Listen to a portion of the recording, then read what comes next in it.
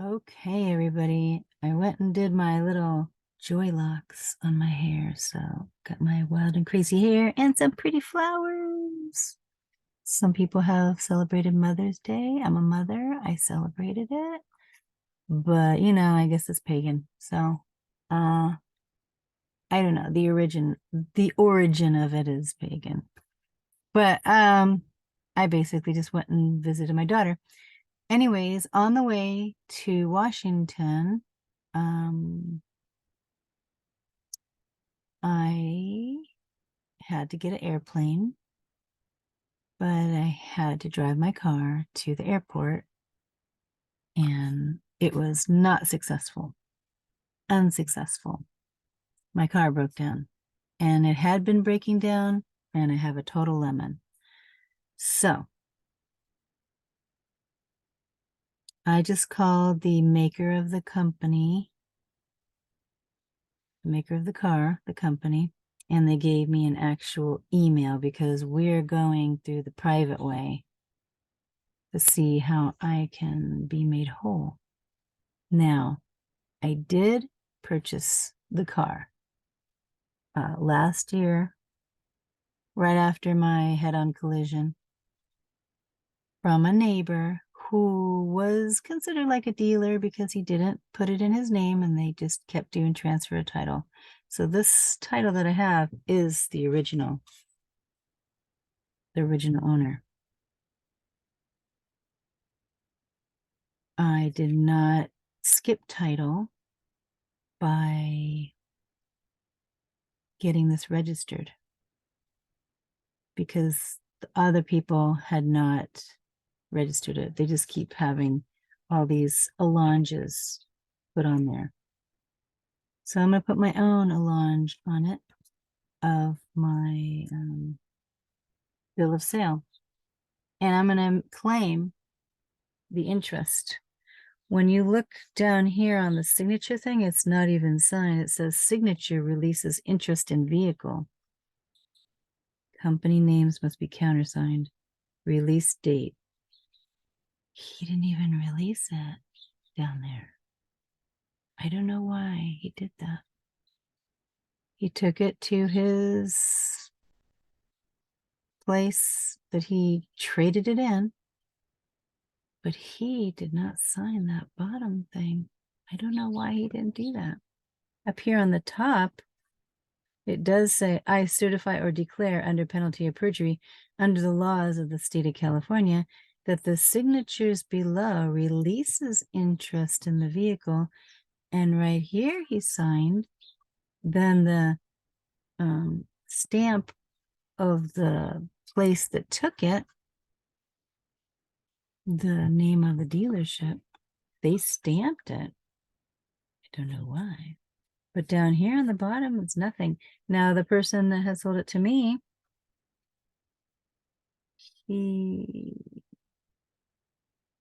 it says title reassignments down here on the very bottom. So a dealer had done a transaction. Then that guy who I bought it from, he was the new registered owner he put up here. But he never sent this in. Trickster. And he said it was a gift. And he said that the value was only $500. Yeah, well, if I would have known that, if I would have had this paper and looked at it and did my due diligence, but I think I had to cut myself slack. I did get in a head-on collision. I was stressed out and I was working on the insurance claim so I could get some money back. And the guy just came and approached me. He says first he was going to give it to me. But then he ended up saying, oh, well, I'd rather sell it to you for $5,000. I'm like, well, I'd like to buy it for 21 pieces of silver, but I don't have the silver and I can't go anywhere to get it. And can I write it on a promissory note or on this bill of sale? So, we kept going back and forth, but he wanted the exchange rate. So I gave him the exchange. And then he moved away. And then that is a lemon. big time. That car has just been, I mean, I had to paint it because it was looking bad. I've had to put in, I don't know, $9,000 on top of what I bought it for. So 9, 10, 11, 12, 13. So 14,000 bucks. And the car is not working. So this is why I'm getting on here, because I'm gonna email. I already called, did a little recording there, and they taken me off the deal. They did ask for the last four of the social security number. I didn't like that. Hello. But I am gonna do the records request, and I am going to make a claim on the interest in the vehicle, and I'm gonna go on Treasury Direct. So let's see if I can do that. Let's see what we got going on. Okay, so wait a minute. Guess the first thing you got to do is you go online. You're going to go to treasurydirect.gov. Okay. Boy, I'm hungry all of a sudden. Every time I want to do something. So you don't have to log in or anything. Okay. You don't have to log in, and you don't need it to open an account. All we're doing is we're looking for find the value of my bond, search for matured savings bonds, managed savings bond. All right, let's just go here. Hopefully you guys can see this. All right, so let me see. Hey, we got Series EE savings bonds. That's the percentage. All right. I'm looking for that calculator thing, but I just wanted to look at this to see. Redeeming a paper savings bond. Oh, lost, stolen, or destroyed bonds. Hey, you know that thing I have is a bond, right? It's on bond paper. Did you know that? Seriously, I'm telling you. Looking at the certificate of title is on bond paper. So I want to go to the savings bond calculator. If you were to take your car and the pink slip, they go, oh yeah, that piece of junk, will give you 500 bucks for it after you've spent 14,000. All right, why isn't it coming up? This is always the thing, I'm telling you. All right, I want to go back. I don't know what happened there. Sometimes, you get to talking and then you push the wrong button and voila, system bust. All right. Anyways, what I was saying is they're going to jip you and rip you off because they got the certificate of title, got money on it. Pretty sure. And we're going to find that out. So let's just click on this series EE savings bond. Even though this is not a EE savings bond, it's probably going to come up. And that's what we're going to look. I'm looking for that evidence.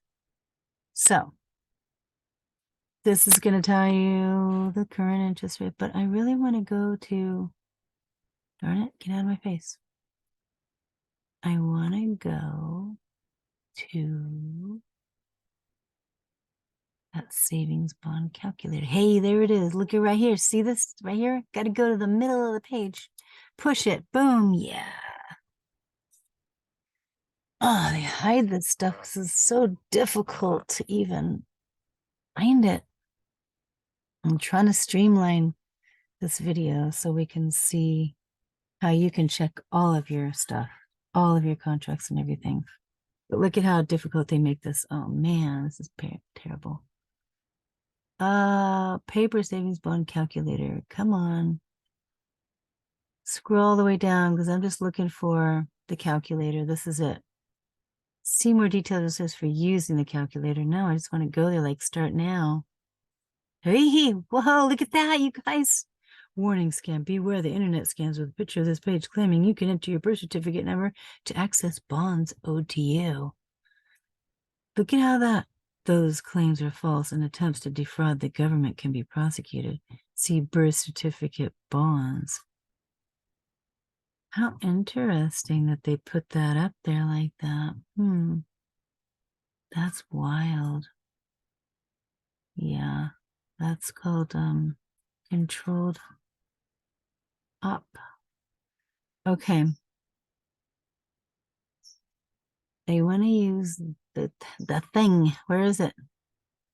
Come on, man. Where is it? All right, I guess I have to go to this one, calculator.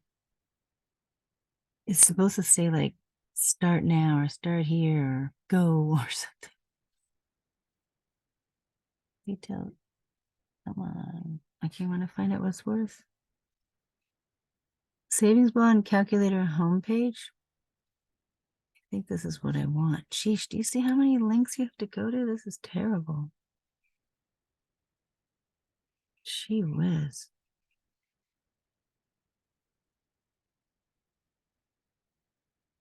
Ugh. Calculator paper bond. I got a paper bond right here. Bond diagram. Okay, well, what's that? Let me click on that. Yeah, I think this might be. They changed this around. They changed this. This is really difficult to get to. I'm just saying, how many times have I done this? This is terrible. So those look like the regular series savings bonds. Yeah. Go back.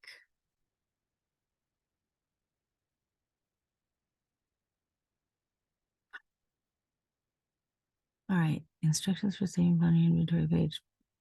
Instructions for saving inventory page. Here, there it is. See that? Get started. That's what we're looking for. Finally, gee whiz. How many times, man? Gee, like what, 5 or 6 times to get there? This is what we're looking for. So we know that that's not one of those pictures like we just seen. I'm going to go with 10,000 bucks because I know a car is more than that. So the bond serial number, I think we're going to start with the VIN number. And then we put the VIN number in there. Now, mind you, we are trying to find if there's any value on this or if it's mature, which it should be mature by now because it's a 2005. Let's see how many. Okay, so it doesn't take the last, how many? 1, 2, 3, 1, 2, 3, 4. It doesn't take the last 4, but that's okay. We're just looking for clues here. So the issue date, when was this issue date? Registration expiration date, no. Issue date 4/11. So they bought this in April of, wait, issue date. Are we talking about this thing being issued, the certificate of title? And yes. Ooh, 2011?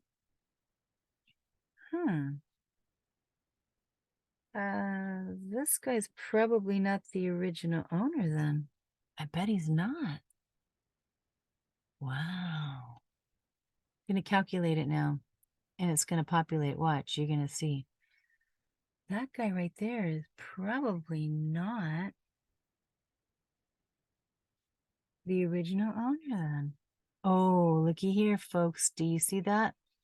There's 5,388 to the 10,000. Do you understand what I'm saying? We looked at the denomination of 10,000. Okay.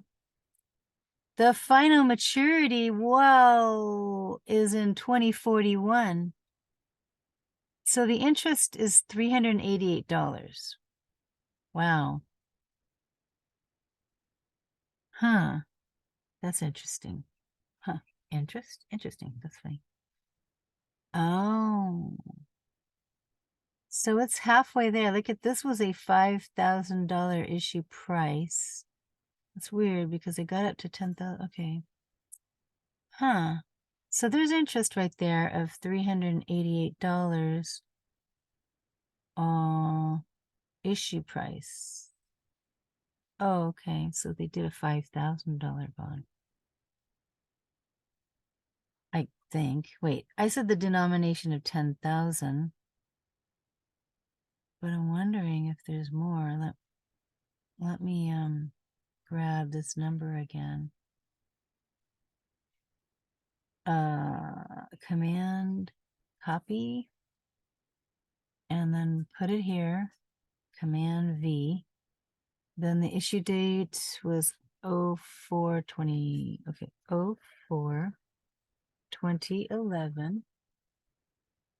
We're going to change the denomination to 5,000 just to see if, something else, because obviously it's more than 10,000. It's more than 5,000. I want to see how much. Look at, there's another one. So see, I'm just, saying, you put a serial number of the VIN and you put the issue date and you're seeing some stuff here. Now these values, that's up to $7,000. And I'm just wondering, this is what I'm gonna do. I'm gonna shift Command 4 and I'm gonna grab all of this because you know what? I'm gonna send this in my email to say, it appears to me that there are some bonds on this certificate of title, and I'm claiming the interest in the vehicle. So that's what I'm going to do. I'm going to go ahead and get out of this. And let me see. Stop share. Okay. So I have it saved on the desktop on my computer. I'm going to email the records request at ogaracoach.com. That's the weirdest hidden thing for the trustees I've ever seen in my entire life. I mean, who would have known that? You got to call their offices at the executive office. Then you got to, because you got to do this privately behind the scenes. This is not walking into the car dealership. This is going behind the deal. Now I got to figure out how to make my claim. I mean, I do have the UCC claim on the car, and I'm putting it out there. I'm going to let them know I have that. And I'm also claiming the interest on this certificate of title or the title, even though I don't have my name transferred, because I don't really want to get into that beast system, and I don't want to give away my car. I'm not going to be, what's it called? Donating and volunteering. When I spend all this money, I expect to get something out of what I put into it. And I'm really wanting to get a new car, but I can't sell that one if I don't have my name on the title, because that's illegal. And I'm not even in the DMV club. I turned in the driver's license because I fired myself. They weren't paying me. I'm a volunteer. What does the law maxim say? It says something about equity does not aid a volunteer. I'm not volunteering to drive and work for free and be an agent of the state. So I'm not going to gift them my car and release that stuff or release the interest in the vehicle.